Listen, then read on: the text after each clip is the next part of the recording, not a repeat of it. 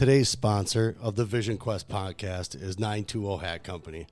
Leather patch hats are in, and 920 Hat Company is here to hook you up with your very own custom hat. All patches are lasered on top-grade genuine leather and on popular brand hats like Richardson and FlexFit. Whether you're looking to show off your business or want a one-of-a-kind hat for yourself, 920 Hat Company can do it all. All the hats are handcrafted right in the Fox Valley, but worn across America. With over 500 hats in stock, they guarantee fast turnaround times. Honestly, Liam, looking at these hats, solid, right? Yeah, they're pretty. I like them. I like that patch itself. Oh, yeah. I mean, one-of-a-kind stuff. I know his name's Trevor. He does great work. He's actually gotten I think we got a knit hat coming. I think so, yeah. Yeah, we got that coming. So we're really excited to have these guys on board as a sponsor. So get down to check them out on Facebook. I believe they're on Instagram. Check them out, man. They got the best hats, I think, in the Fox Valley, if not in the state. Yes, sir. Yes, sir. So get down to 920 Hat Company on social media and check them out. It has been a while. I think it's been at least a couple weeks, I think, since we had the U.S. Open. Then we had Freestyle State and Greco State here. So things kind of took a turn. I have some shoulder issues. I think I have to have shoulder surgery. Liam's knee was bummed out, so he took a break. His shoulder was hurting too, so he took a break. So here we are on the Vision Quest podcast with a very special guest. She is now the Texas Women University's head coach. She is also an Olympic bronze medalist, and I'm going to cap it at that with the accolades before we start talking here. We have Coach Randi Miller. How are you doing today?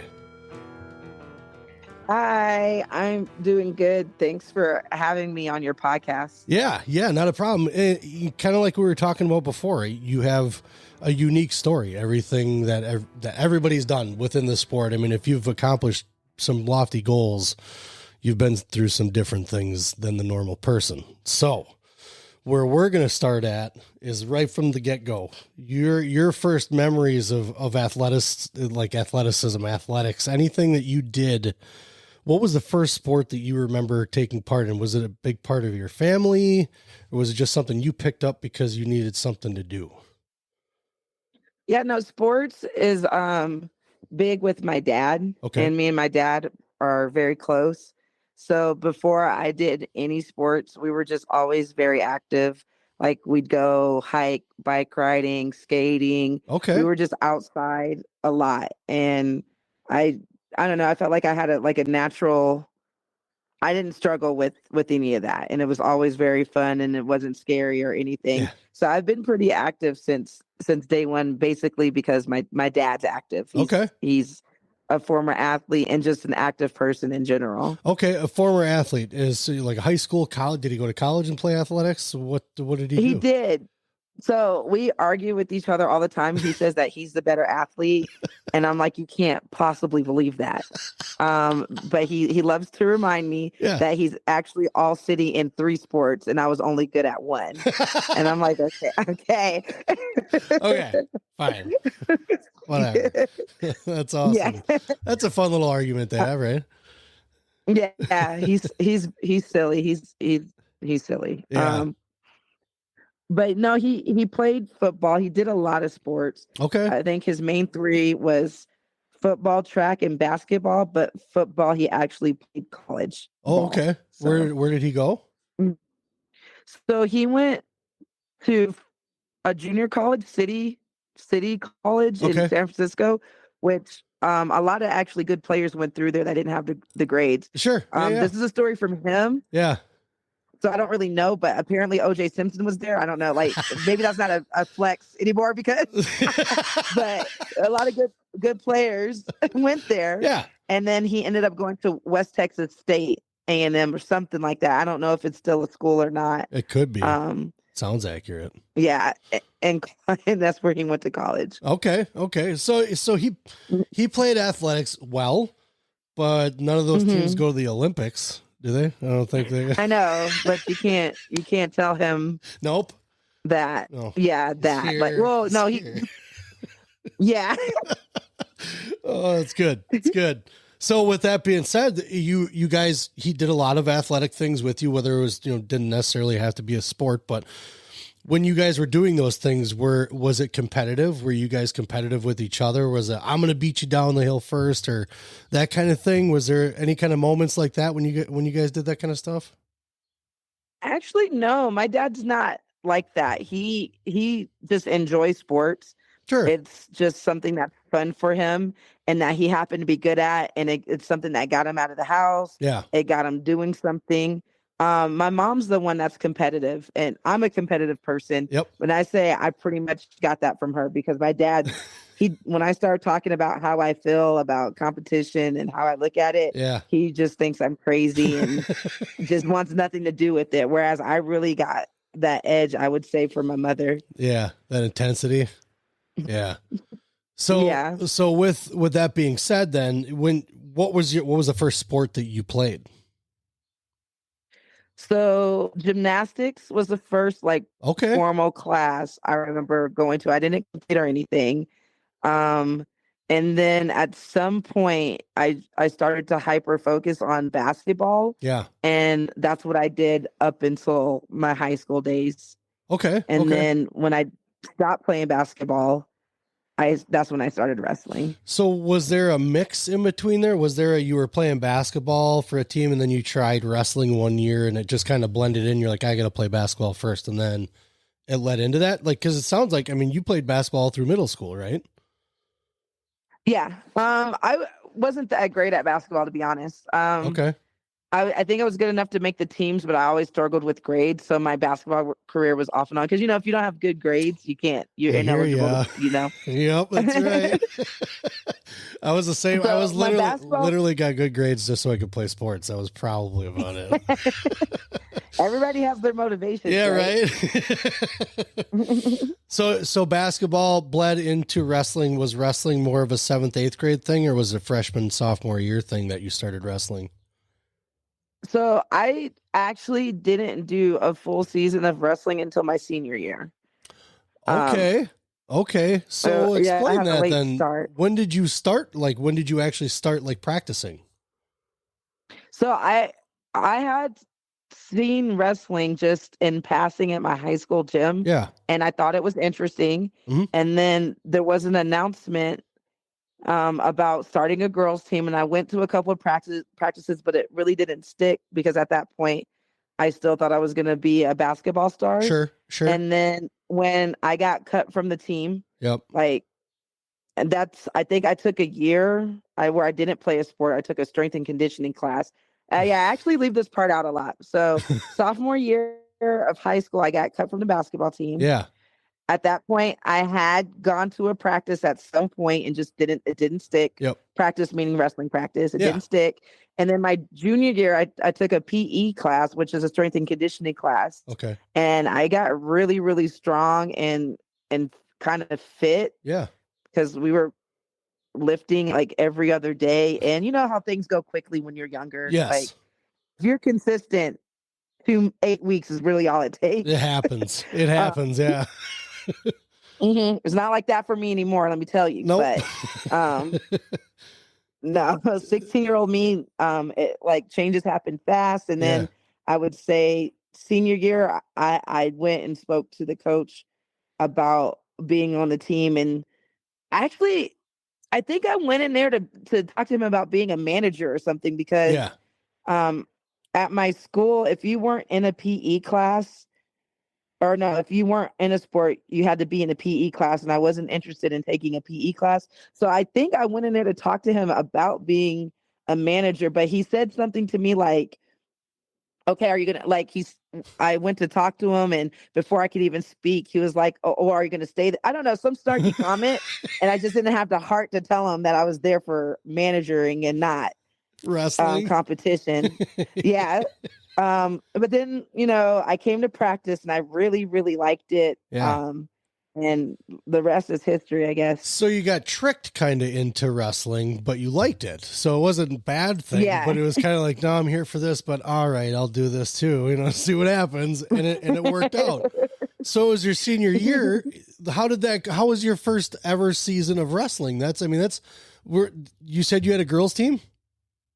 Yeah, because I'm from Texas. Okay. Yeah, and it was girls wrestling was sanctioned down in Texas in 1998. And at this point, my senior year was 2000, 2001. Yep. So fairly new, but 3 years in. Yep. So yep. having a team kind of wasn't all that, a girls team wasn't all that novel down in Texas. A few schools had full rosters. You guys are smart down there, like right away. So that's pretty cool. Yeah. Yeah, no, I feel fortunate about that. I don't know if I would have had a wrestling career being a middleweight, if I had to wrestle boys, I just don't know if it would have worked out for me. So it's just, it's mind boggling because you think about some of the things that people go through to get to where they are. And you started your senior year, and in 2008, 7 years, right? Something like that down the road. Right. Yeah.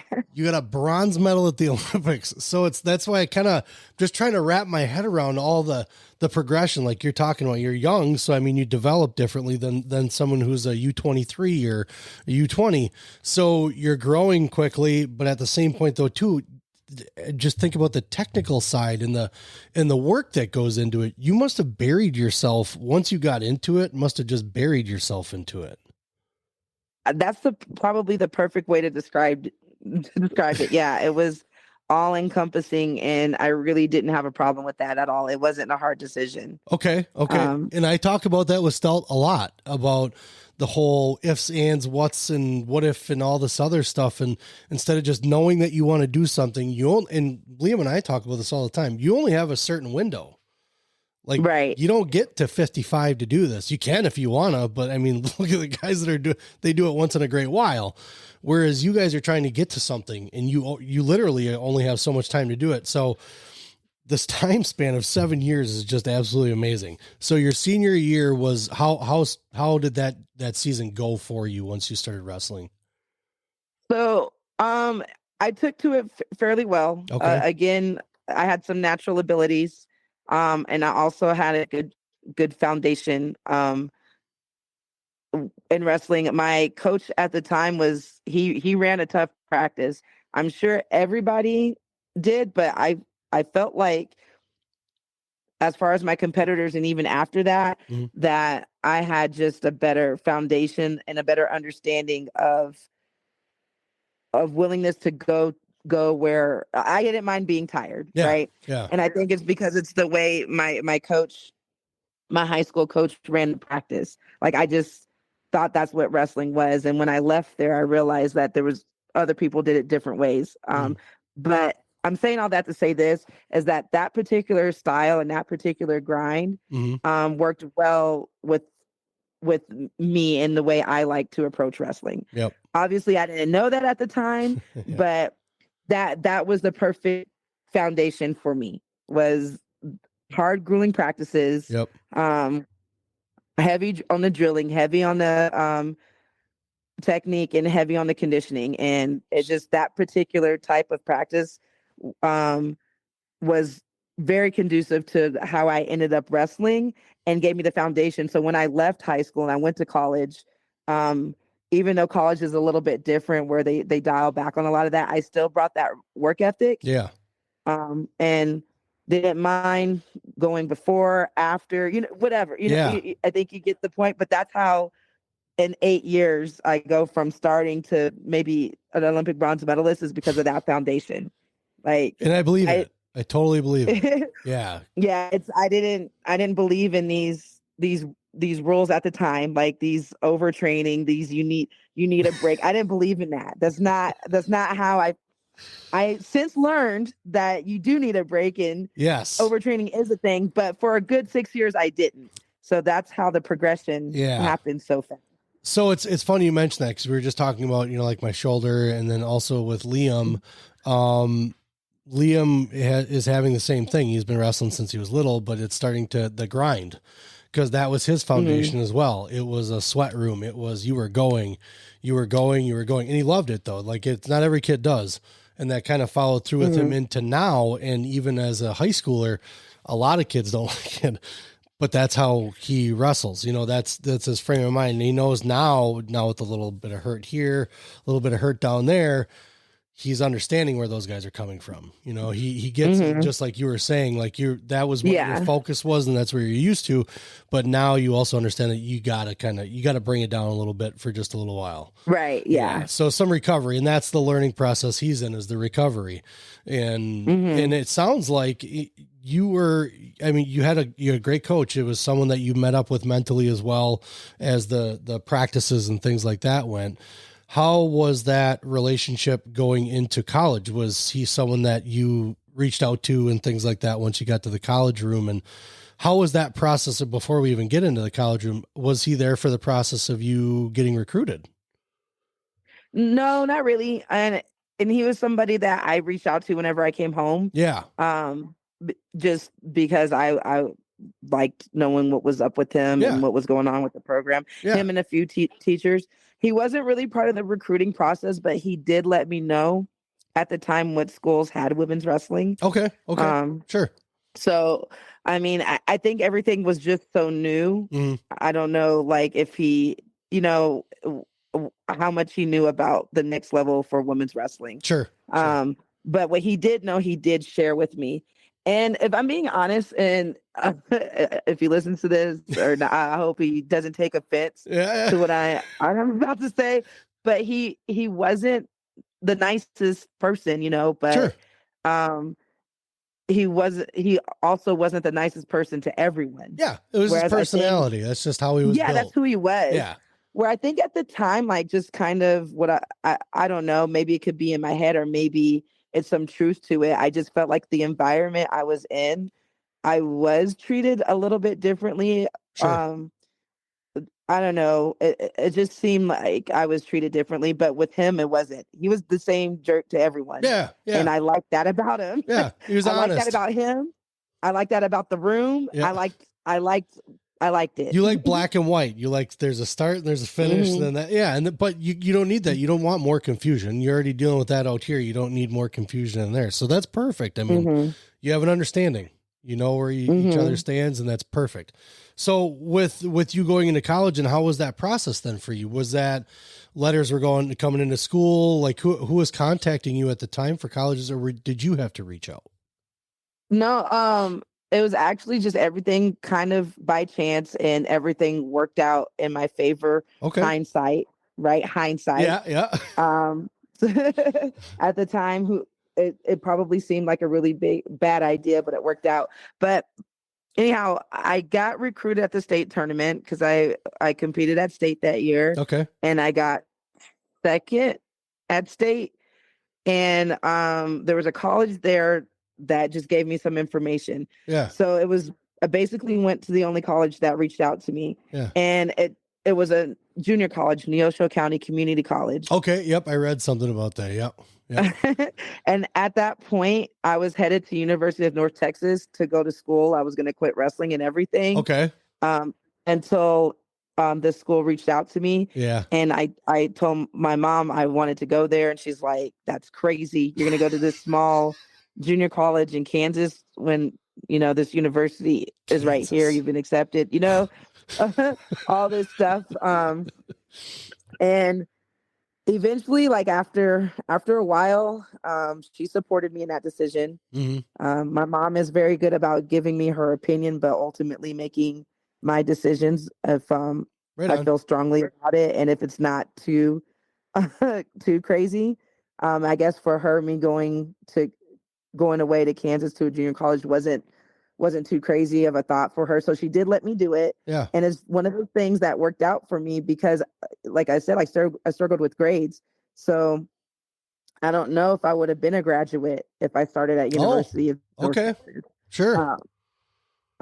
Starting at a junior college, and things had a lot more resources, slowed down. Yeah. All of that. And even the junior college was a challenge for me until I learned how to be a student. Okay. I really think had I gone to a major university, I don't know if I would have made it out of the first semester. And UNT's huge, so. And those struggles, a lot of the kids don't, they don't get to hear about, as far as, everybody kind of, my first year was this, it was that. But there are adjustments for everybody in each level of education. I wasn't scholar student whatsoever. Liam's smart. He got his mom's brains. He doesn't have my brains.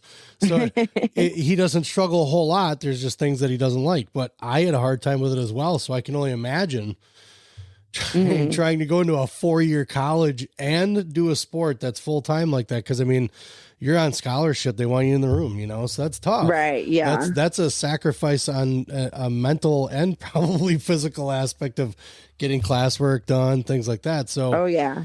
Did you wind up like, was it a tutor thing? Like you were able to get tutors there too at the junior college, a little easier? Well, at the junior college is like when you start to mess up, there's like 1,000 people there to like catch it, nice, and bring it to your attention and help, you know, whereas if you start to mess up at a bigger university, I don't care. So there's 1,000 people there to catch it and start helping me and start guiding me in the ways that I needed to go and work with me more than I know at a bigger school. Cause I ended up going to a bigger school and it wasn't the same at all. So it probably only took me about that semester to learn how to be a good student. Okay. Or a good enough student. Yeah. Within your realm of whatever you needed to do. Yeah, exactly. So that was one of those things where that turned out to be a good decision when at the time it maybe it didn't look like it was the right decision. I know a lot of my family members were like, "You're going where to do what?" And I'm like, "Yeah, you know, that's what I'm doing." That's awesome. And you made you're making your own road. And I mean, obviously your dad went to college. Did your mom play sports? No, no, really. And she was that competitive, huh? Ooh, man. Yeah. You can only imagine if she did play sports.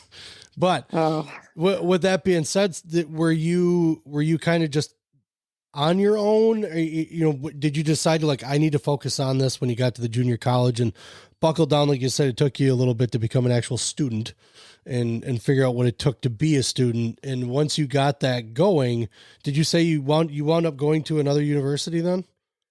Yeah. And I wrestled the whole time I was doing all that. I never stopped wrestling. And then another major thing that happened for me, or I would say two integral parts of my career, now that it's behind me, I can kind of look at it and see like, okay, these are the things that happened that really changed the trajectory of how I looked at wrestling. Number one, like there were 4 other schools, I think, Mo Valley, Cumberland's, Minnesota Morris, and I think there was a few girls at Lock Haven and a few girls at Pacifica. And then there was us, Neosho County. And of course we all wrestled at the same open tournaments. And it's foggy. I don't remember doing a lot of college things. I know that we did, but I just don't remember that far back or when we started competing together as colleges. I just really can't remember. Was it just duels then? It was just you guys would go to someone's school duels, or were you guys going to opens? Like how was that? How did that work out for you? We were going to open. Gotcha. Yeah, we were going to open. Okay. So couple things. If I would have went to any of those other schools, I probably wouldn't have saw competition time like I did at Neosho. Yeah. And going to the opens really kind of also progressed me very quickly. Yeah. I saw very quickly like the girls at the top, the Sarah McMahons, the Takara Montgomerys, the Christy Davises, Moreno at the time, Davis now. Yep. I kind of saw the girls at the top, and I realized, oh, wait a minute, like there's more to this. I need to be doing more. Yeah. I wouldn't have got that experience at all probably at those other colleges. There were just so many good girls that would have been in front of me. Yeah. Whereas I didn't really have to compete for my spot at Neosho. Yep. And then they announced that women's wrestling was going to be an Olympic sport. In 2004, that they were going to make a debut in the games in 2004. And I remember telling myself, like, I'm not going to be ready by 04, but I'm going to do everything I can to be ready by 08. Yeah. Nice. So that kind of started that little goal. And again, if I wasn't at Neosho, I don't know if I would have saw what I needed to see or even believe in myself like that, you know, because if I were behind 2 or 3 other girls, I don't know. But those were a couple of things that really helped my career was being at a junior college, learning how to be a student, had 1,000 people watching out for me basically and my grades. And Secondly, being able to go to all those opens. Yep. Not having to compete for my spot, seeing all those girls, Yep. and last but not least, like them announcing that it's going to be an Olympic sport. I had a goal now, Yeah. like a real There's a concrete pinnacle. Yeah. Yeah. Yep. So with your wrestling, I mean, was the coaching? I mean, how did that transition coming from one coach going to another coach? Obviously you like the room, but there's a mentality to the sport, you know, and things have to kind of gel on a day to day, especially with someone that's sitting in your corner at these opens. How was that the coach athlete relationship for you when you were in college? You know what? I'm glad you asked that because I feel so bad. That's another thing that was huge that helped my career. Yep. I had two coaches. I had his name was Johnny. I can't remember his last name right now. I hope he's not mad at me. Yeah. And I had another coach named Ariel.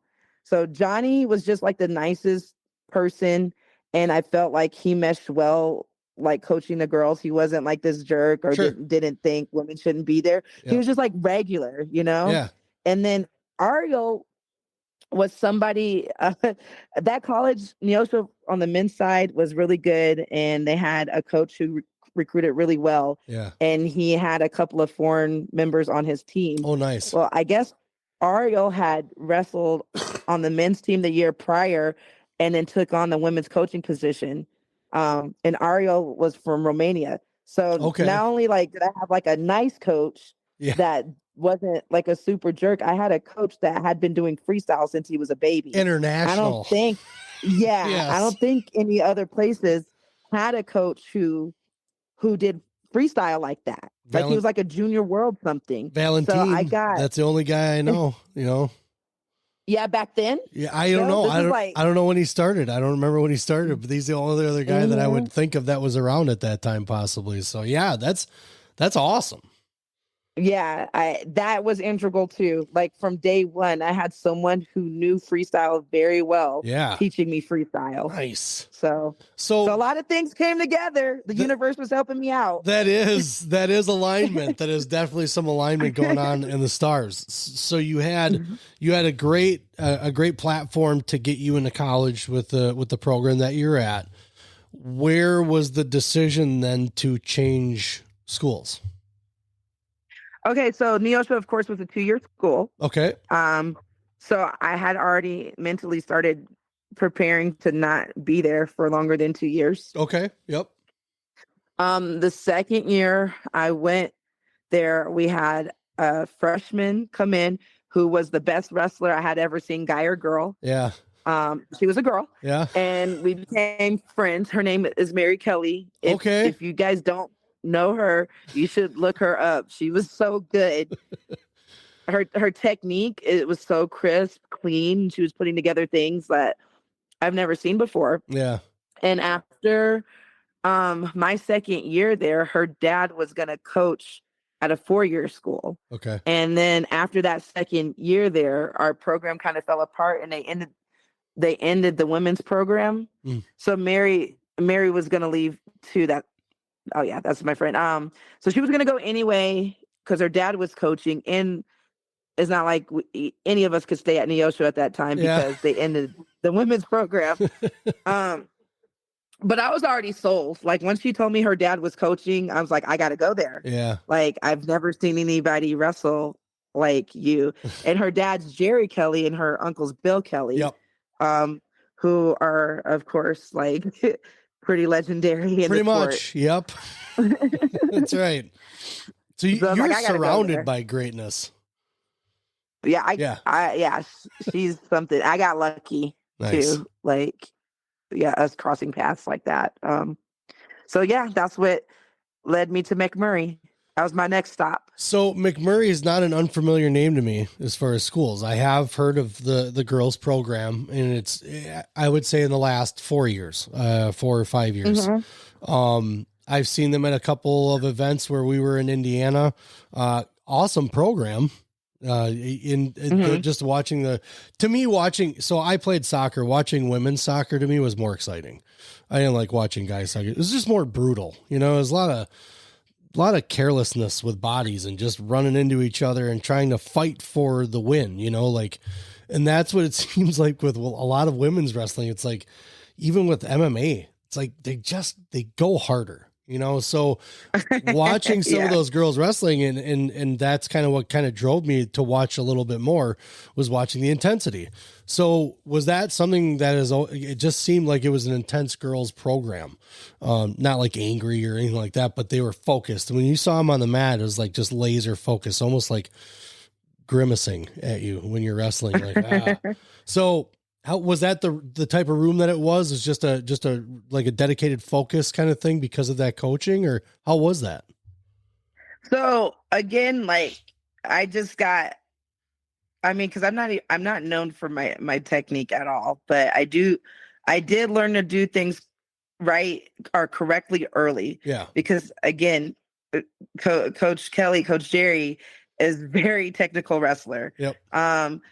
So I would say the room wasn't as intense as the high school room that my high school coach created. Yeah. But there was a lot of good guys in there to practice with. And then on that team, I had myself, Mary, and then Kat Zingano, who's now an MMA fighter for Bellator, former UFC, and another teammate named Amy Bornini, who was also national team. So we were all like in there together. We're all pretty serious about being good and how we took our training and working hard. Yep. Was it the most intense room? I would say not really, but I do agree. We were focused. We were serious about our careers. It wasn't something that we were just doing, right. Right. And we had very good technique. I learned, like I don't do a lot of crazy moves, but the things I do Yep. are correct because of Coach Kelly, Coach Ariel. Mm-hmm. So yeah, I've always kind of thought, though, even in boys, girls, doesn't matter which side it is, that because everybody tries to figure someone out, right? There are just certain guys or girls, when they figure a move out and they've perfected it, you can try to stop it if you want to.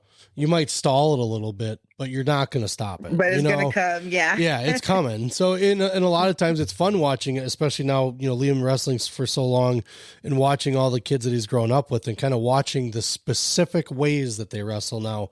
When they're kids, you're like, no, do this way and this way. Don't just do this way. Well, now it works, and so I guess not even having a gigantic library in your brain of what you can do, but it's knowing the different ways you can do the thing that you're good at. That's finding the different angles in different ways. So that's the fun part of watching a lot of these guys grow up. And I mean, being able to do that in such a short time and picking up on a lot of things and to be able to be that, you're still technical. I mean, you can't say that you weren't that technical when you win a bronze medal. I guess you can if you want to call yourself that. That's fine, but to me, it's not.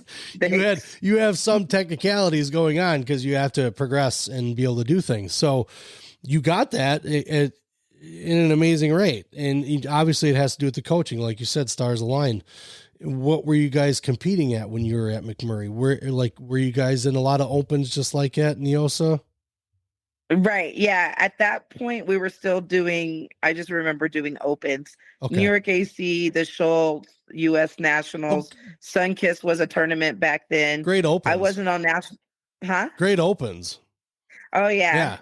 I wasn't national team yet, so I didn't get any overseas tours, but Mary was. So I got to watch her go and do that and kind of wish it was me. Yeah. So something to look up to, look forward to. Always having that possibility of where you can go, I think is important, rather it being out of sight, out of mind. But I don't know if it would have affected me I think I would have been affected differently if she wasn't my teammate. But having someone on my team who was doing things that I wanted to do was really helpful and kept me kind of on that focus that we're kind of talking about a little bit. Yeah. So when you found Mary as this kind of catalyst for what really kind of elevated you, were you able to find, was there anybody else like that beforehand? Did you have anybody else that, I guess for lack of a better term, the drive that you had or the things that you were trying to figure out before Mary? Did you have people in line other than coaches, just someone else to bounce ideas off of at practice, things like that? Or was it just you just had a conglomerate of great partners and people that were in the rooms with you that you could work with?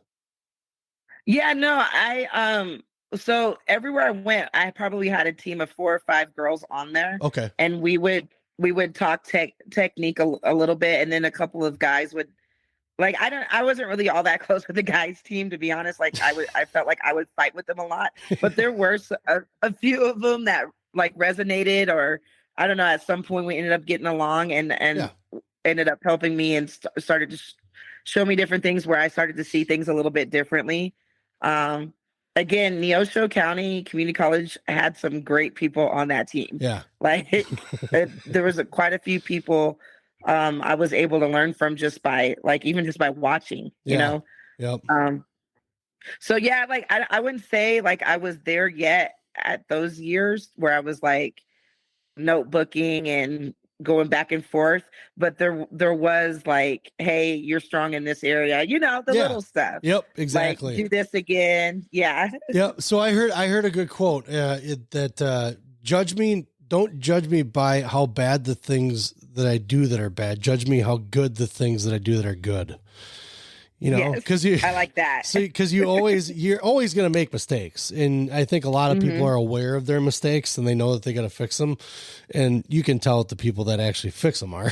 So those are the people that you can tell them how good the good things were, because you know that they'll fix the bad things. Unfortunately, not everybody works that way, but when it's, especially with athletes, because you guys are just constantly thinking of, I got to get to this, like this one, I didn't get this time, I got to get this. There's always pressure. There's always pressure to do something, whether it's grabbing a knee or it's winning a tournament. There's always pressure. So with how did you deal with a lot of that, being that, okay, so your dad wasn't so much of the crazy guy being competitive and your mom was the competitor, but how did you mentally balance yourself in between things that were like a struggle for, I don't know, maybe a couple months trying to get it right? How did you deal with mental sides of things? So, and fast forward, because I feel like at the beginning, okay, no, actually I could start with there. Like at the beginning, I was just so new to the sport. I had that excuse like, oh, it's just my first year and look how good I'm doing. Yeah. Or this is just my second year. Look how good I'm doing. So that's kind of how I dealt with it mentally. Okay. But then it came to a point where for me, I'm like, okay, everybody tells me I have this potential. I believe I have this potential. I really, truly did believe in myself always. But I'm like, okay, when's this going to turn around? Like, so I did get frustrated with myself. Yeah.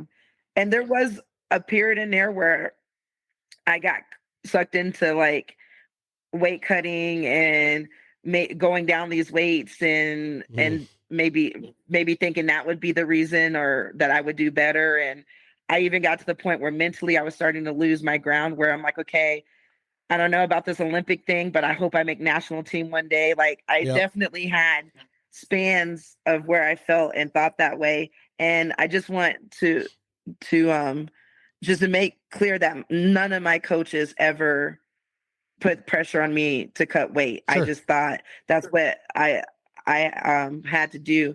And I remember having a conversation. I was so afraid to talk to Coach Jerry, about going up a weight class. And I was like, but I got to tell him, like, I just can't do it. My weight's not moving the way, I think it should. So I went and talked to him about it. He's like, I never told you had to go down. And it like sent a light bulb in my head. Like, yeah, I'm doing this to myself, Crap. Man, I did all that for nothing. All right. Yeah, I did all that to myself. So yeah, no, I definitely had those spans. And I think like, what kind of brought me back, I'm going to skip some years. I enjoyed what I was doing. Mm-hmm. I liked being fit. I liked the camaraderie. I like all of that. But I really was like, if I leave this being a national team member, that's good enough for me. You're settling. What changed?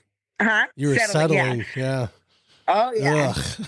Oh yeah. That was the S word. Yeah, and it's true. Yeah. Yeah. I definitely was. What kind of changed that for me is one summer, this is after I had left the McMurray program and went to the United States Olympic Education Complex, which still has a Greco program, but back then it was a Greco and women's freestyle program.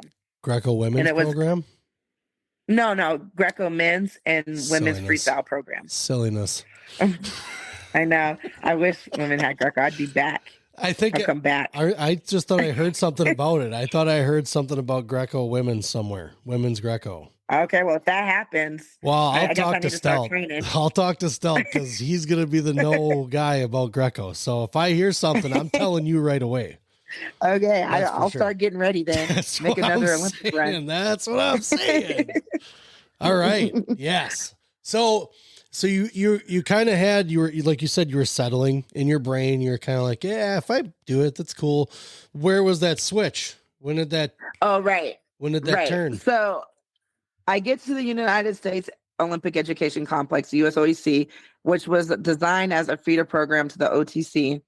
Still in that same mindset of if I get national team, I'm good. I'd be happy with my career.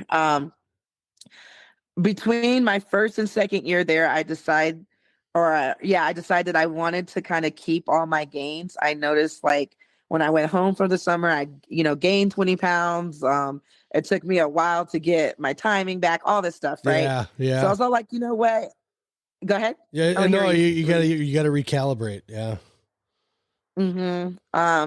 So I decided like, instead of doing that, I'm at this Olympic Training Center feeder program. I wonder what the coach would say, Terry Steiner at the Olympic Training Center would say if I asked to come train for the summer. So the idea was to come out there for the summer and train and only go home for a few weeks out of the month. Okay. So I just wouldn't completely like lose everything I had worked for. And he was open to it. He didn't have to do that. But I made the phone call and he was like, yes, absolutely. The girls are on break. They'll be back at this time. You have a room, you have a meal card. Yeah. So I went out there for the summer. That's where I meet Iris Smith. Of course, knew who she was. Yeah. I meet her and we trained together the whole summer. No one really wanted to train with me and no one really wanted to train with her. Not that anybody was being mean to me. I'm not saying that, right. Yeah, I was very new. I was very new and Iris is very strong. So just no one really, we matched up, right? I didn't care who I trained with. I actually loved Iris. Nice. And really looked up to her. So I was happy that we partnered each other most of the time. Yeah. And during that summer, she asked me if I would go to Worlds with her as her training partner. Nice.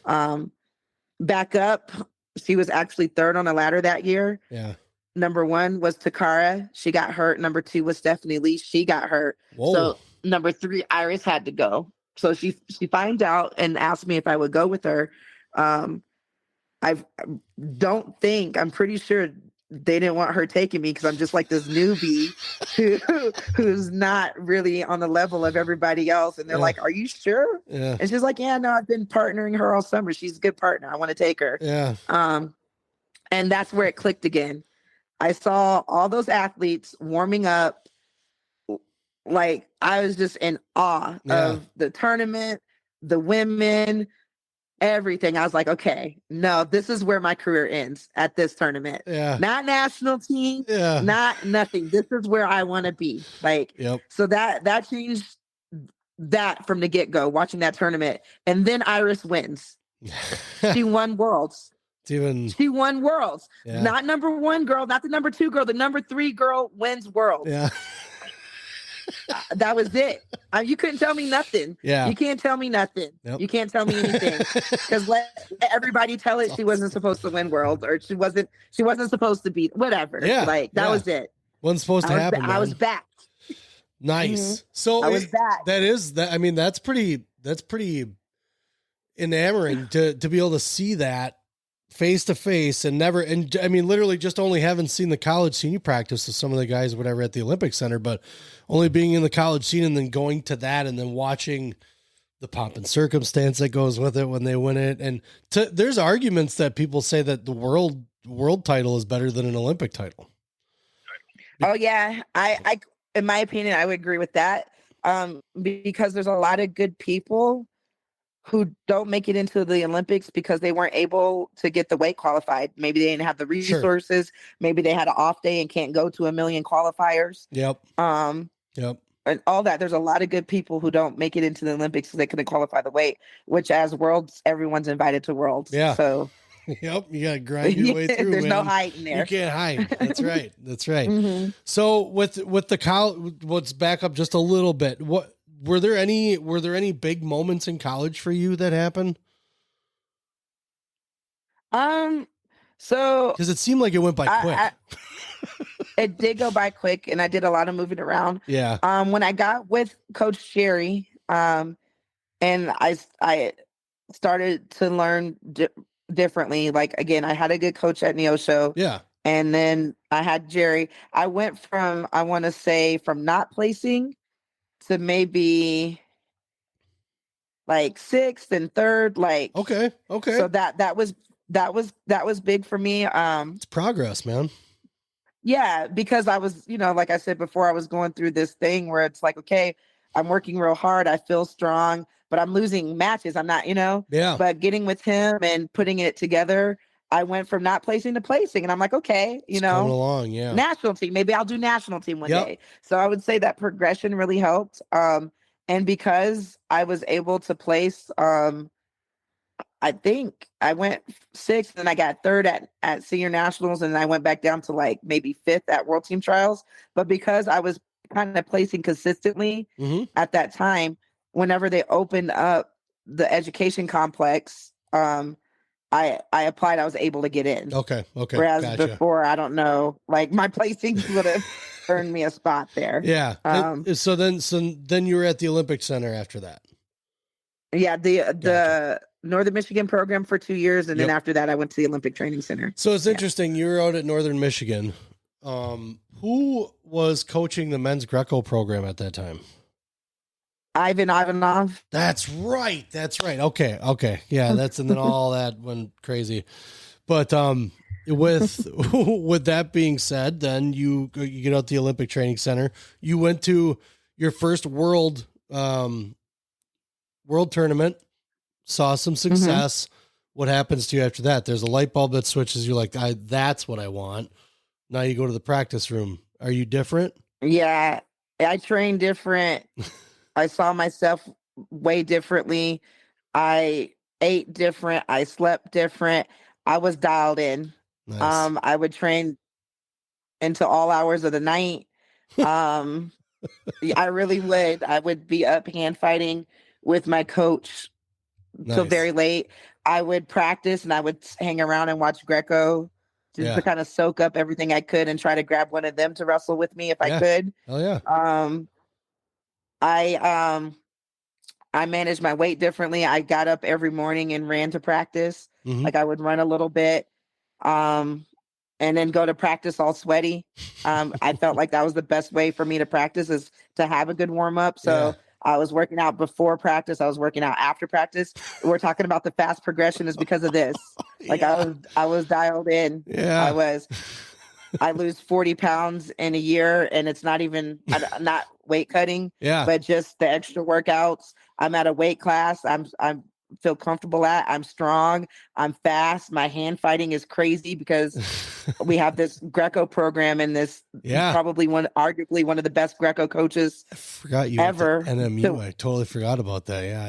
It's just, resources and there just too.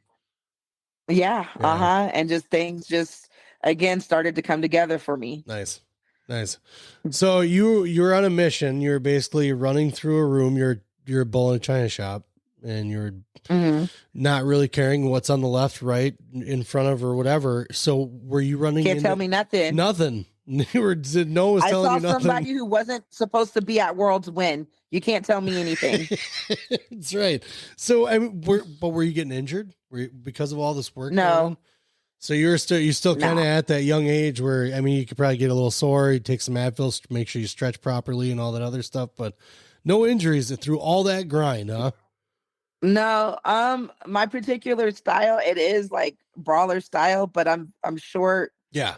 How I'm tall are you? strong. I'm like thick. Like it takes a lot for me at that time. I mean, even I never had a major surgery. Okay. Like Okay. How I just tall don't are you? really I'm 5'1". Oh man, you are short. That's it. But I just got done explaining this to someone else today that you go to, not today, yesterday, you go to all these major tournaments where all the successful guys are at and they're either coaching now or whatever it is. They're all short. I said, this is not a tall man's game. This is not a, this is not a, you're going to go and see once in a while. Like I think Evan Wick is the tallest like wrestler I've been near so far. That's been in like NCAAs. I don't know that many tall wrestlers. So to hear your height is it's shorter than usual, but short does not amaze. I mean, it's like, that's part of the game. I think you guys intentionally shrank just so you could wrestle. And that's exactly what happened. But it's an advantage. I mean, there's a disadvantage, but there's an advantage. I mean, you're closer to the earth. You're harder to knock over, you know? It's just your balance is a little better, whereas maybe they could reach over you because they're a little taller. Did you find yourself struggling with that size difference with a lot of the wrestlers? Yeah, at first, you know, I definitely had issues with like taller wrestlers. I did. I actually, I would say I had issues altogether because I just really didn't have a way of doing things. Like I go and I work hard, but I wouldn't say there was rhyme or reason, right? Yep. So like I think if you don't really know where you're going or where you're headed or how you want to score points, which is all a process, it takes a while to learn that. That you're going to struggle with anybody. But I would say taller wrestlers is definitely a technique for me, taking them down as opposed to somebody who's not as tall. Sure. And everyone's taller than me, especially at 136, 143 and up. You know, they're all tall. But wrestling overseas, those girls were very tall, way taller than the Americans. Really? So it's definitely, a learning experience on how to wrestle someone like that. But again, at this point, I'm kind of struggling everywhere because I just didn't have a way. Sure. Yeah. You didn't figure it out yet. So you with the projection that you're at at NMU and then you go out to the Olympic Center with the world trials that you saw, or the world tournament that you saw, in the thought that you had in your brain, you had that snap, but at the same time, were there things that brought you back? Like, were there things that unfocused you at any point during that, trying to get to a championship or even thinking about the Olympics? Were there hiccups in the road? What kind of trials did you go through just trying to get through that process? So I was dialed in. Yep. I was going to die trying doing this. Yeah. So there was no turning back at this point for me. I would say the hiccups were, I didn't have a way, right? Okay. So because of that, like obviously there's people that I'm just going to be off of my work ethic, off of my strength, and off of the skills that I did have that I had learned. Yeah. Right. And then there's some people that I was outmatched, you know, and I just didn't have a way to deal with, like the Sarah McMahons and the Katie Downings and the Christy Davises. I just, like, me just being tough wasn't enough. I mean, it was enough to get me to third place, but it wasn't enough to make teams, and it wasn't enough to win medals, right? Sure. Yep.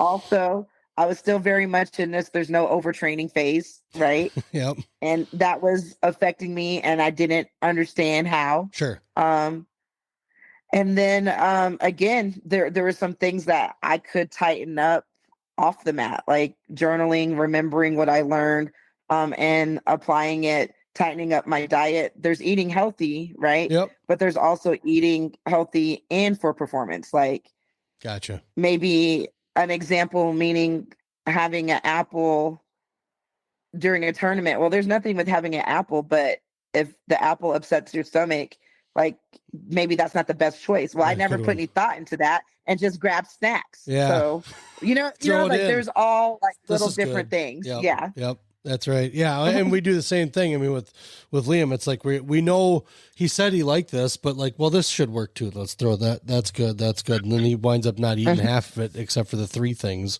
And then there's still 10 things left. So with you really starting to figure this out, you mentioned journaling a couple times now. Is that a big part of once you picked it up, did you notice any kind of difference and that's why you held on to it? Was that something that helped your training phases? Yeah, I'd say journaling is very important. But I would say it's maybe medium, like there's like small, medium, large importance. Mm-hmm. I would give it the medium importance because a lot of times when we're doing live goes and all that, I would just go on autopilot. Yeah. But having written down the things that I had noticed or things I wanted to work on, if I would just remember to look at the journal, then I would try and apply it to live. Whereas if I didn't have the journal, I'd go on autopilot. But at the same time, no, I wasn't like crazy about the journaling. I just needed the little tidbits of remembering, okay, don't eat an apple before practice. It makes your stomach hurt. Eat this instead, and live work these 3 things, right? Whereas there's people who like to keep really detailed records, and it's helpful. But for me, it was just little. So you had a purpose behind it. It had its purpose as far as what you needed it for. Mm-hmm. Yeah, exactly. So when you're obviously 2008 was the Olympic year. So you were what, 2001, you got through all your college stuff. And what was the preparation like for that? Cause you knew that was coming, right? That was your ultimate goal. You were trying to make, I'm sure, like you said, national teams, world teams, things like that, but you won the US championship, right? US Open or whatever. And then you wind up getting onto that team. So who did you beat to get to that point?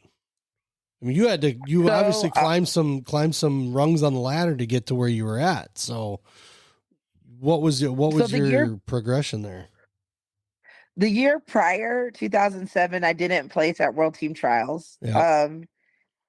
And I want to say that happened to me 2 years in a row. Okay. And that's, I had a hard time figuring out why that was happening because I spent the year doing really well and beating some good people, but come like World Team Trials, or even nationals, I'm all of a sudden placing 3rd instead of 1st. Or in that case, World Team Trials, I didn't place at all. Yep. And I didn't really figure out what was going on. I mean, and just at that point, I had a way, I had a diet, I had a coach that I worked with, which was Levi Weichel Magden, which is Patricia Miranda's husband. So he was helping me through my journey. Like I had all these other things that I felt like I checked off the box. Yeah. But for whatever reason, come World Team Trials, something happened, right? Yeah. And I was super close. Like I was like this close to not figuring it out. But again, universe, God, whatever you believe in, I don't want to offend anybody. Help me out because I wasn't going to figure it out. And what had happened was 2008 nationals. Yeah. I wrestled for Gator Club and they had me book my ticket and they reimbursed me. That's just how it works. Yeah, so I booked my ticket for the wrong dates. And I was actually in Las Vegas like a week early. Like everybody got in Thursday. Yeah. I think I got in Monday. Oh. So there was like 4 days where I was keeping my weight down, but doing very minimum and just chilling, watching movies, talking with my parents. My weight cut was great. It was, I had a way. So not starving anymore, I drinking plenty of water, like have a way. And then I show up to warm up and I feel like I can fly. I feel like I'm on skates. I feel fast. I feel smooth. I've never felt this way before. Yeah. And it was because of the 4 days I did nothing. Okay. So I never knew I could feel that way because I never felt that way because I was always training. Oh, right. Yeah. So it became apparent to me that that's what was happening. Just by the end of the year, my body just had too much. And if I'm talking about beating top people, Yeah. I have to give my body a break so I can bring my A game. Yep. Now, not to sound like cocky or anything, I hope I don't, but I learned that for most people at that time, I could probably beat at 70%. But for these other girls that I named, Yep. I needed all of me. Yeah. And that included the Olympics. So it took me accidentally taking a break to realize that's what I needed to basically go on full throttle, which Yeah. I thought 70% was full throttle, but it turned out I had another notch in me as long as I gave myself a break. So you were training obviously up to the point before you flew out, right? So you just nonstop, flew out, took your 4 days. So did you, and just to kind of interrupt it, did you do that always before that, after that then? Did you always train hard and then 4 or 5 days before the tournament, you're like, nope, I'm not doing nothing. Chilling. Nice. Just relaxing. I'll do what I need to do to manage my weight, but I'm not doing all these crazy workouts. You know? And that there's something to be said for that. I mean, we never really had Liam cutting a whole lot in the first place. I mean, from kid on, unless it was like state and it was like a pound or two. So he's a big kid now. He's 165 pounds, is 14 years old, you know, but at the same time though, too, he's one of those kids that's just been going and going and going. And we took the week off after we came back and he felt better. He wasn't all better, but he's like, man, I feel a lot better. I was like, see, I said, maybe that's why guys don't like practicing with you so much. Cause you go hard constantly and those guys want to take a break once in a while. So it's the little things like that. It's kind of funny to hear you say that. And then also seeing him kind of going through the whole process of now the pains coming with it. So hopefully he learns the recovery. When you started to get to the point to where in the tournament where you were getting, I don't know, I wouldn't say giddy, but you're like, yep, I'm winning it and I'm going to be on the team. Was that after the first match? You're like, no one's beating me today. So for nationals, it was just nationals. And because I won nationals, I sat out the mini tournament for Olympic team trials. Yep. So it was I just had to wrestle the best of 3. Okay. For Olympic team trials. Gotcha. And to answer your question, even though it wasn't world team trials, it was nationals. Yeah, I knew at warm up, there's no way. Not today. That's awesome. There's no way. So it gets done. You win it, right? Now, what happens after that? I've heard a couple different stories from a couple different guys. But what happens with you once you've made the team? Where you're already out at the training center? So it's not like you're really leaving a location. You're just going back to where you were to train more, but you guys have camps before that, right? Mm-hmm. Are those all, were they all out by you? They were all at that point. Yeah. They were all at the training center. And then I think we had 2 big camps at the training center. Like we had regular practice and then 2 camps where everybody came in with like a break in between. Yeah. And then it just came quick, and all of a sudden it was time for us to head over to China. Man, China on top of that. That's crazy. Mm-hmm. How was that experience? Was that, I mean, just going there, was that just an out of world experience? Yeah, at first I was very skeptical about it because I don't know. I don't know what I thought China was going to be, but I was like, man, why isn't it somewhere like Paris or something, you know? Right. But I went there.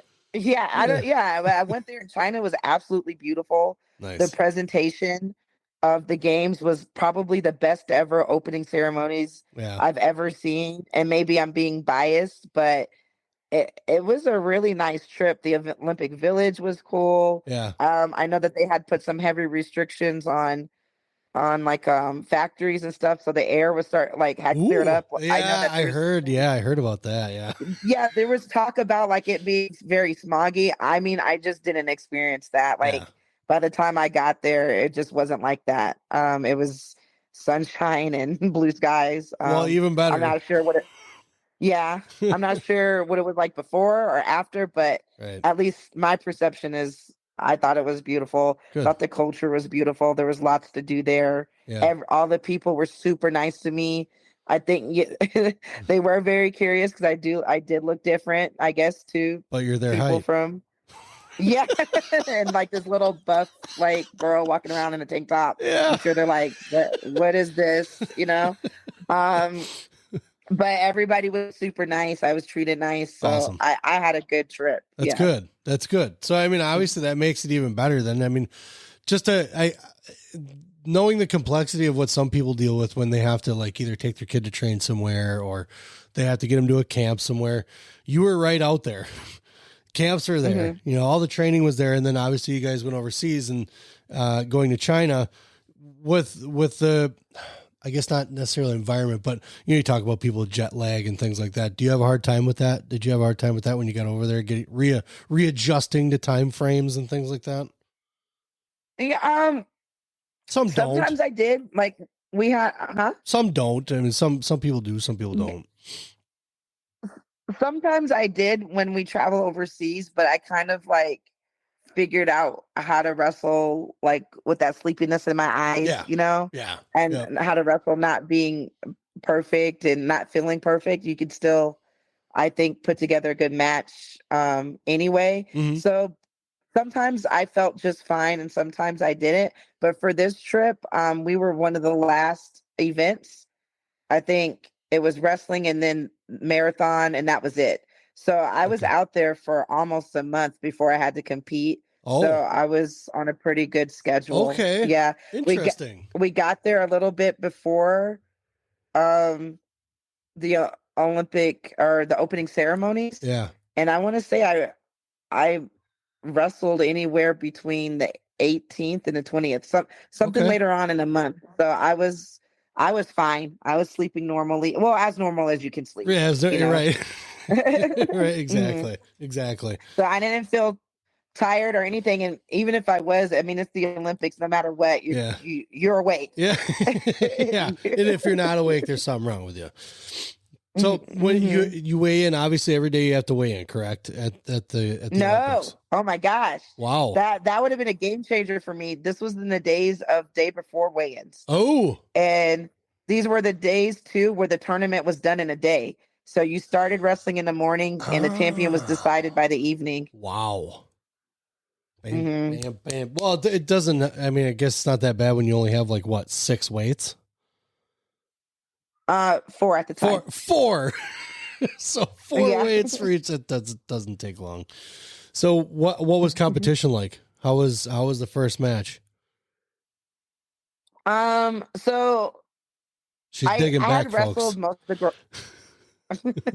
I already had wrestled most of these girls. Okay. So I didn't really feel, I don't know, too intimidated, you know? Yeah. Except for the last 2 matches, my semifinals and my finals, because I just had wrestled them before, and I'm I guess a type of athlete who can mentally wrap my head around competition well. Yeah. Like I never thought like if I didn't beat you once that I wouldn't beat you again. It wasn't like this scary thing for me. I'm like, if I beat you once, I'll beat you again. Yep. Like it would just be a big shock to me if you came back. Beat me. Like I didn't go into the matches fearful because I had wrestled most of them and I just felt like I would win. You're confident. My first match was, first match was Egypt. Did good work there. Man, it's like a blur. I can't really remember, but it's a big day, I man. remember feeling confident. I remember feeling confident for the matches. Like even if I got a little behind on points, just my style and having wrestled these girls before, I knew if I just stayed focused and didn't let the moment overwhelm me, that I would probably win. Yeah. Well, and honestly, Liam took third at the U.S. Open this year, and he wasn't happy. It was, I think the kid who won it, he actually had beaten that kid like 3 times in a weekend at one point. So he had a good chance of winning it. But it was one of those things where I told him, I said, taking third is almost better than taking first because you lost one. You only lost one though. You know, and you had to wrestle all the way back through that other side. I said, college coaches like a guy that does take first place. Who doesn't? Everybody wants that guy, but they also really liked the guy that took third because he also knew that there was next best thing, and he battled his way all the way through that. He came through. Exactly. And some tournaments are harder than others, but I mean, there's just something to be said with coming back from a deficit, especially mentally, as mentally grueling as wrestling is, to take a loss and then do that, and still understand that you have a job to do. And that's to me, that's a lot of grit. And I think that goes a longer way longevity wise, as far as the mentality goes, than just someone who constantly wins all the time. But that's me. That's me, because I lost a lot. For sure. Me too. I was telling you. Yeah. So that's another exercise I learned. What's that? Sorry to interrupt. No, you're good. Was 2007, like I really expected to win the tournament or at least make national team. Yeah. But I lost my opening match to someone I kind of overlooked. Yep. A little bit. Someone had missed weight and had to come up 2 weight classes to join my weight class. And although I don't want to say who it is because I don't want to embarrass the person. Yeah. And I was like, oh, like, I'm not worried about it. Well, I was kind of worried, but I just overlooked her because she was smaller. Yeah. But wasn't supposed to be there. Was really, really good. I don't want to give off our accolades because I don't want people to catch on. Like, if you want to know, you just do your research. Yeah. But she was really, really good. But I was like, well, whatever. This is my weight class type of attitude. And I lost my opening match to this person, a very close match. Yeah. And I mentally fell apart. And my coaches are trying to talk to me like, hey, you need to do what you need to do to make national team so you can do the challenge tournament at the non-Olympic weights. Well, I just mentally fell apart. I didn't do what I needed to do. I couldn't get over it. Yeah. And I never made national team and I couldn't challenge or anything. And after like a few days or weeks removed from the tournament, I thought about it and I'm like, hey, you can't let this happen again. Yeah. You can't be at the Olympics mentally falling apart and not doing your job. Yeah. So Agreed. I did quite a bit of work to kind of understand my ego and understand the good parts, but also the bad parts. Yep. And to work with that going into the next phases of my career. I think there's a slippery slope between self-critical and self-judgmental. I think that criticism is criticism. I think delivery is always different, depends on who's delivering it, but criticism to me, like self-criticism, is able to look at yourself and evaluate. I guess you call it self-evaluation, but evaluate. Whereas like self-judgmentalism, I guess, is not really a word, but I just made it. And it's something where you're blaming yourself for something. Whereas if you can just be like, oh, nope, that was wrong, I just got to fix that, kind of thing. Just recognizing it is enough and dealing with it. Whereas, and I don't have to hate myself for it. Exactly. Totally agree with that. Yeah. It's everything's fixable. It's as long as you recognize it, just to fix it after that. I think a lot of guys have a harder time recognizing that it's a problem, or they think it's just a fluke. It just happened that once. No, it happens all the time. It's a problem that you need to deal with. And it's hard. It's hard because you think, especially when you've come so far and done so many things or gotten to so many points. And, Liam asked himself, he took third at state, and he's like, how did I just take third at state when I took third at the US Open? Like, how does that? He's like, my mind's going to explode after that. Like, I don't get it, not to discredit anybody who wrestled at state, but it's just in his mentality. That's where he was at. Like, this shouldn't be happening right now, but he pushed through, he still finished doing what he had to do. So you notice a lot of growth with that. So I think it's kind of an interesting aspect as far as, like you said, you kind of broke down, and that's what Liam would do. He'd take that one loss, or especially if he was down in that match that he was losing, body language changed, attitude changed, going to the center changed, everything changed. It's like, you can't do that, dude. It's like people understand that you work hard and do really well, but you're still beating yourself up in your brain. So it's complicated. Being an athlete's not easy, especially a high level athlete. It's not as cut and dry as everybody thinks. It's just go out and do it. No, you can't. So you won, you get the third place at the Olympics. I mean, you battle through whatever happens, but you wind up, now I'm not familiar with the name in 2014, was it the National Military Open, or is the Military National, what tournament was that? Military Worlds. Yeah, I've never heard of it called Military Worlds. So is it its own tournament? Yeah, so all of the wrestlers that are part of the armed forces Yeah. have their own worlds, and a lot of um the wrestlers that are in the armed forces also compete for their national teams. Like me Okay. and Iris, other countries do the same thing. Okay. I had no idea that they had their own world tournament. It's amazing. And I think it's pretty cool. I mean, because just about every place in the world is their own military. How many countries are involved in that?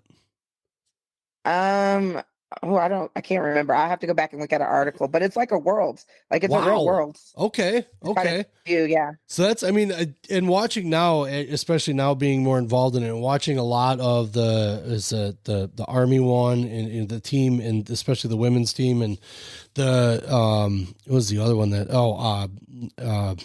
trying to think of the other girls team that I watched, but even the guys team, just watching some of the military stuff, it's expanding in even more, like in a bigger way with the military crew, because that's kind of the mentality of a military person in my mind, is you're there for your team, but you have to perform your duty in order for your team to be able to succeed, to win. Yeah, exactly. Yeah. So that the bigger group is the bigger. Yeah, it's the bigger picture. Correct.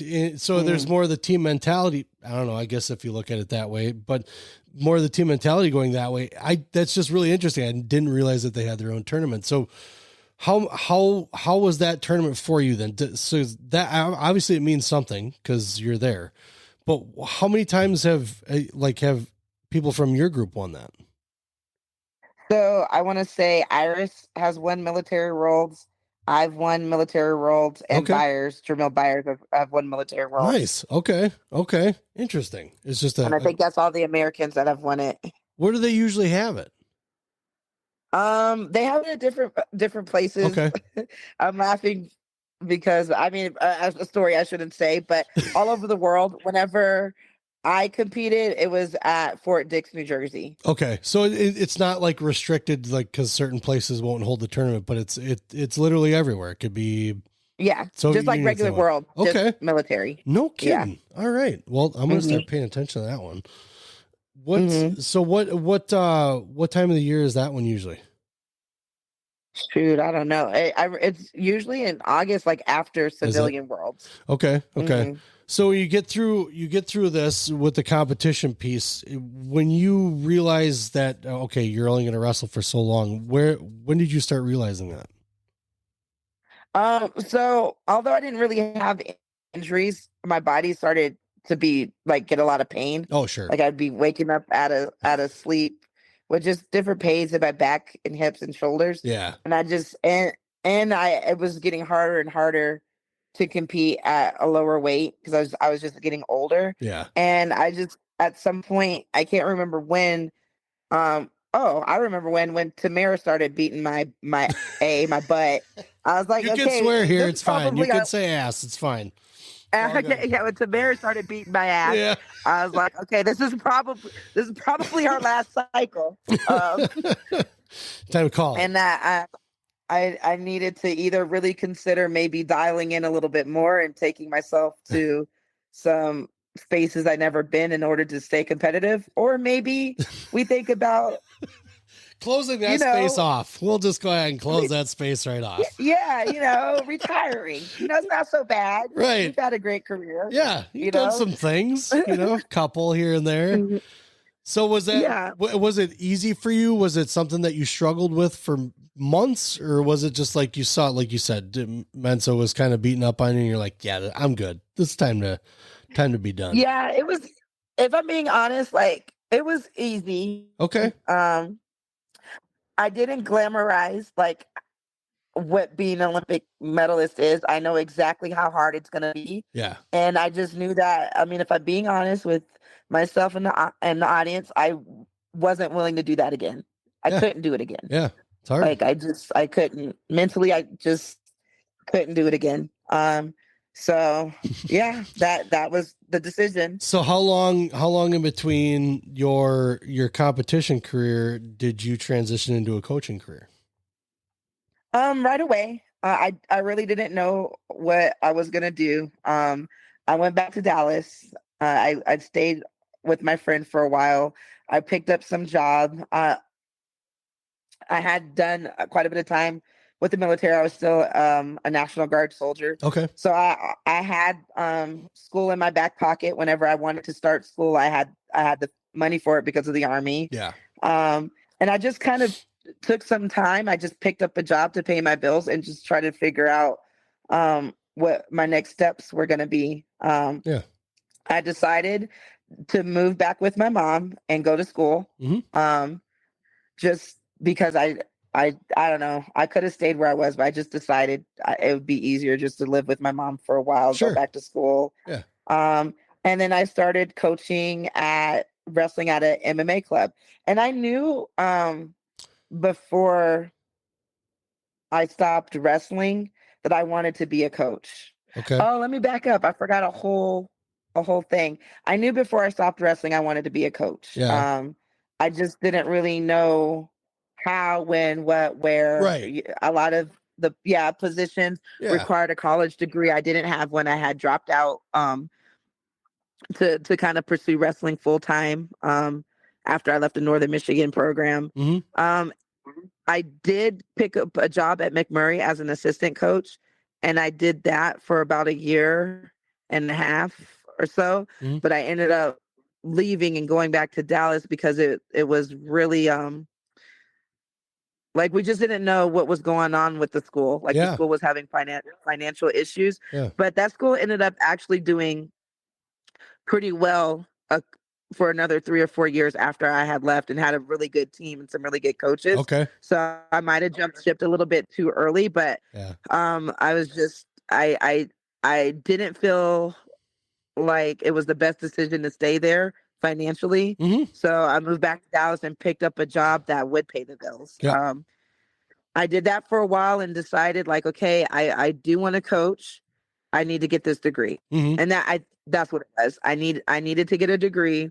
I could do it faster living with my mom, and then in a few years I'd be done and I could start actively pursuing a college coaching position. Yeah. Well, that happened faster than a few years. When I got home and I started school and I started coaching at an MMA club that had a wrestling club, and I started working with the girls. So I started coaching right away. Yep. At that MMA club, one of my old friends and teammate was a head coach of a new program, and I told her, hey, she should come recruit from this club. So she's like, hey, we get to talk, and she's like, if I get an assistant position, would you be interested in being an assistant coach? I was absolutely. I'm actually working towards that goal right now. Nice. Universe helped me out again. Yeah, God helping me out again. Yep. So she did her due diligence. She built up the roster enough to where she could pick up an assistant coach. And they picked me up, and I just finished my schooling online and started coaching. That's awesome. At the college. Mm-hmm. So at that point, I had assisted Pete DePaul, who was an amazing boss at McMurray, for about a year and a half. I was an assistant youth club coach or youth coach at the MMA gym for wrestling. Yeah. And then that's when I got picked up to be the assistant at Limestone. Okay. Okay. Now, before we get too far though, didn't you do something in jiu-jitsu? Oh, right. Yeah. So that was back. Okay. Was that a one-time thing? Was that a one-time thing? It was kind of a one-time thing. After the 2008 games, I kind of stepped away from wrestling for a while. And during that period, I picked up jiu-jitsu and hooked back up with Kat, my old college team, Kat. Yeah. Zigano, who's a fighter now, who's making a big name in Denver at this point. And started training with her and fighting. And I did coach an adult wrestling class there. Nice. I ended up competing in jiu-jitsu and was able to win worlds. That was big fun. And then I took a fight. I'm just gonna try some shit. See what happens. see what this is all about. See if I can win something. Oh, world title? Thanks. I'll take that. Appreciate it. And again, I was lucky enough. I had a good coach. Nice. And I had good partners, and that was like really, I don't know. What I would say helped me out with that particular coach. He wasn't sold on me doing jujitsu a way that jujitsu people do jujitsu, where, you're on your Because butt you're a and your back. wrestler, He yeah. taught me how to do jujitsu as a wrestler. Like, Yeah. he's like, okay, this is how you can translate this and develop a style for jujitsu. Yeah. And again, had a good coach, progressed, worked hard, had good partners, progressed fast. Nice. Same story, Right? Pew! Right up to the top, first place. So that was just a little bit before, but then you got into the coaching position, the assistant coaching position that you ended off with here. And where did that take you then? How long were you there? So I was in South Carolina, and I was there for 3 years. Nice. And we had that COVID year. Yep. And then the Texas women's position opened up.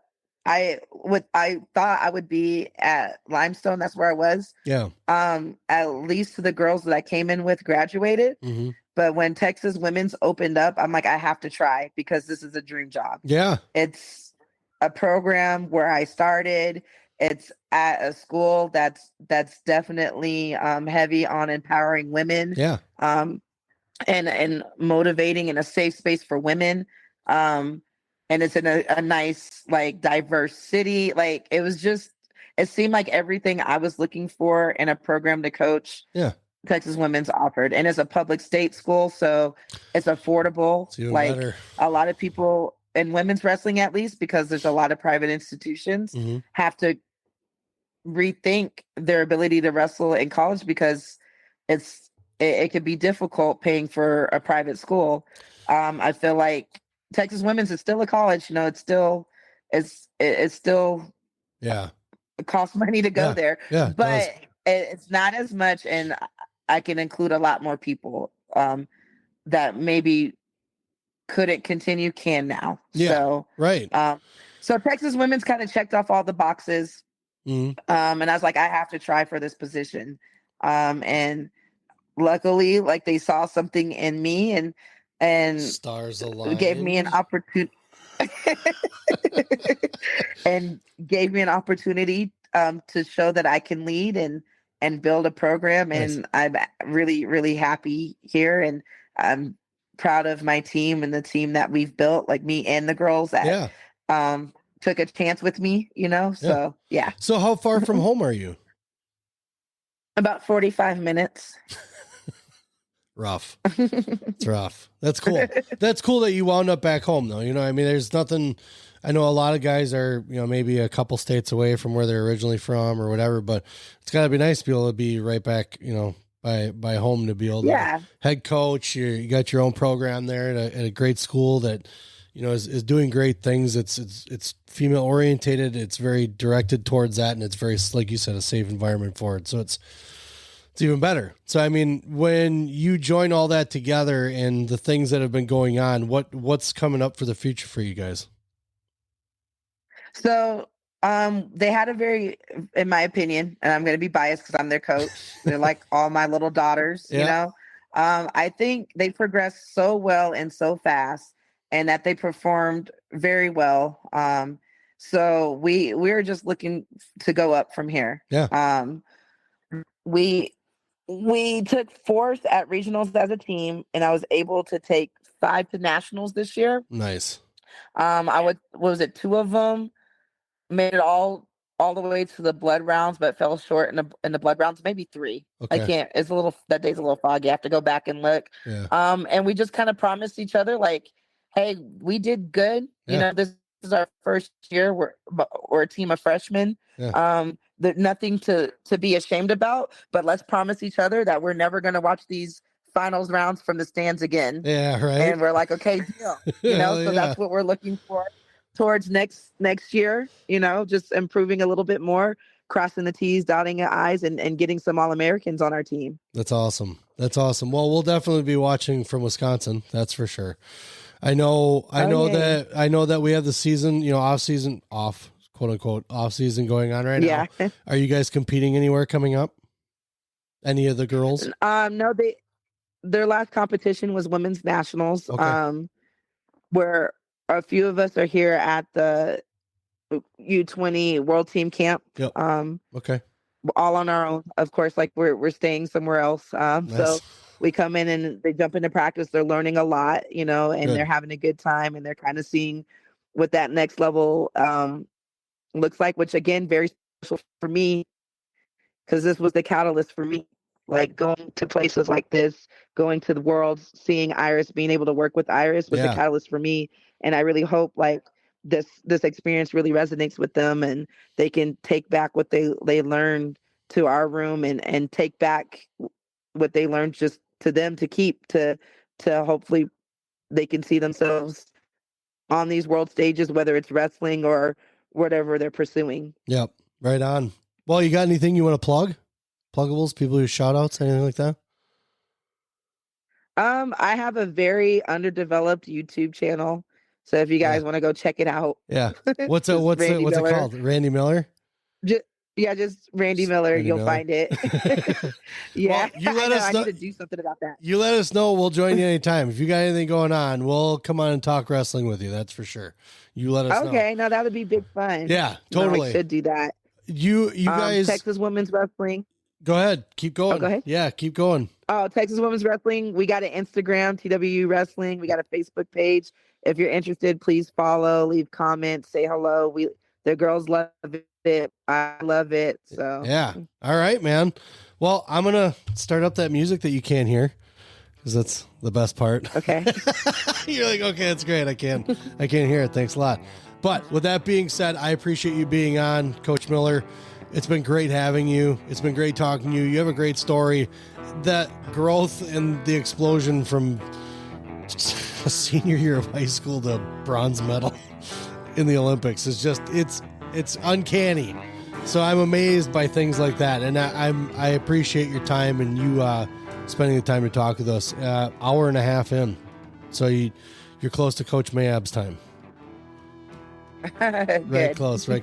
You let us know if you got anything going on. We'll join you. If there's something out that you guys put on social media, we'll make sure we share it so everybody sees it and stuff like that. So we wish you luck. Good luck coming up in the next season, and we hope everybody stays healthy and wins it. Thank you. Thanks for having me. Yeah, you bet. You have a good night. Good night. Good night.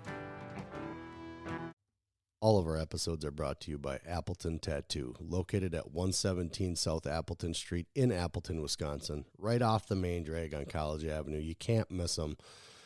I've had some work done. I have a Celtic cross that covers my back that was done by Jason. We're not done yet. Jason Winans and crew, the artists that he have there, those guys are the best in the Fox Valley. They are definitely one to go to if it's something that you've just been kind of throwing around. They'll make you feel comfortable. It's a very clean environment, very nice crew, and very willing to get done whatever you need done when you need it done. You can message them on Facebook. I know they're on Facebook. You can give them a call at 920-604-8289 and get in touch with Jason Winans and crew at Appleton Tattoo, located again in Appleton, Wisconsin at 117 South Appleton Street, right in Appleton. Very flexible hours, great crew, clean environment again. I would not send you anywhere else except for these guys. Appleton Tattoo.